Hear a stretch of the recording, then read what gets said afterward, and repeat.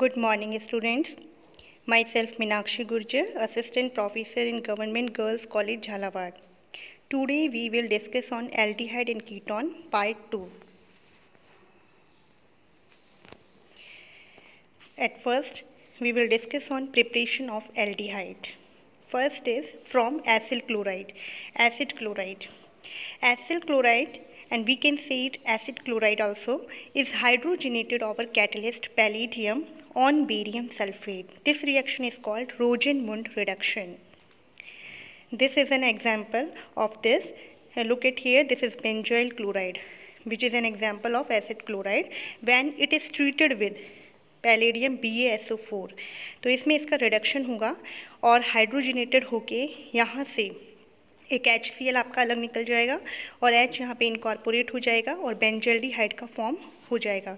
एक बहुत ही important reaction है, रोजेनमुंड रिडक्शन इसका हम नाम बोलते हैं. Second is from nitriles and esters. Nitriles are reduced to corresponding amine with stannous chloride in the presence of hydrochloric acid, which on hydrolysis give corresponding aldehyde, and this reaction is called as Stephan reaction. This is also a very important reaction.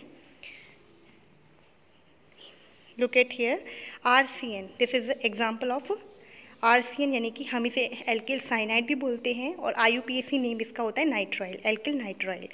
अगर इसकी reaction कराते हैं SnCl2 और HCl से, तो इनके presence में पहले तो बनेगा ईमीन. अब इस ईमीन का जब हम हाइड्रोलिसिस करा देते हैं तो एल्डिहाइड का फॉर्मेशन हो जाता है और इसे हम स्टीफन रिएक्शन कहते हैं. Alternatively, nitriles are selectively reduced by diisobutyl aluminum hydride to amines followed by hydrolysis to aldehyde. अगर हम एल्किल साइनाइड की रिएक्शन अगर हम करा देते हैं डाईआइसोब्यूटिल एल्यूमिनियम हाइड्राइड, जिसे हम DBAL भी बोलते हैं, ये इसका शॉर्ट फॉर्म है, तो फिर हम हाइड्रोलिसिस करा देते हैं तो इससे हमें एल्डिहाइड का फॉर्मेशन होता है. देखिए ऊपर देखिए रिएक्शन, वो भी उसमें भी हम साइनाइड से ही एल्डिहाइड का फॉर्मेशन करा रहे हैं, लेकिन यहाँ पे हमने जो रिएजेंट है वो दूसरे लिए हैं. यहाँ पे जैसे SnCl2 + HCl लिया है और यहाँ पे हमने DBAL लिया है. तो इसमें आपको ये ध्यान रखना है, ऊपर वाली रिएक्शन को ही हम स्टीफन रिएक्शन कहेंगे, पर ये भी एक दूसरा मेथड है एल्किल साइनाइड से एल्डिहाइड बनाने का. अब यहाँ देखिए, अगर लेकिन इसमें आपको ये भी ध्यान रखना है कि इस रिएजेंट से जो आपने यहाँ पे जो ये रिड्यूसिंग एजेंट लिया है, इससे केवल रिडक्शन जो होता है वो साइनाइड का ही होता है. CH एल्डिहाइड ग्रुप में डबल बॉन्ड पे इसका कोई इफेक्ट नहीं होता है.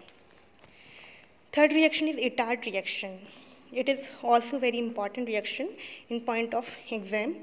The reaction involves the oxidation of toluene with chromyl chloride. Chromyl chloride CrO2Cl2 को हम क्या बोलते हैं, क्रोमिल क्लोराइड कहते हैं. CCl4 ले सकते हैं या फिर CS2 ले सकते हैं, जो कि कैसे हैं, नॉन पोलर सॉल्वेंट है. यहाँ पे आपने ले लिया है ये टॉलुइन है.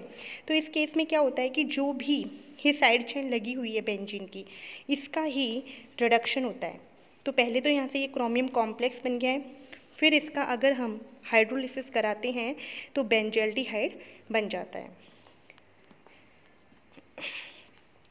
तो इसमें क्या होता है, अगर ये भी एक, ये तो जैसे आपने टॉलुइन दे रखा है, टॉलुइन में तो बेंजीन के ऊपर एक ही कार्बन लगा हुआ है, but in case of side chain bigger than Maithil group, the end carbon atom of the chain is oxidized by chromyl chloride to CHO group.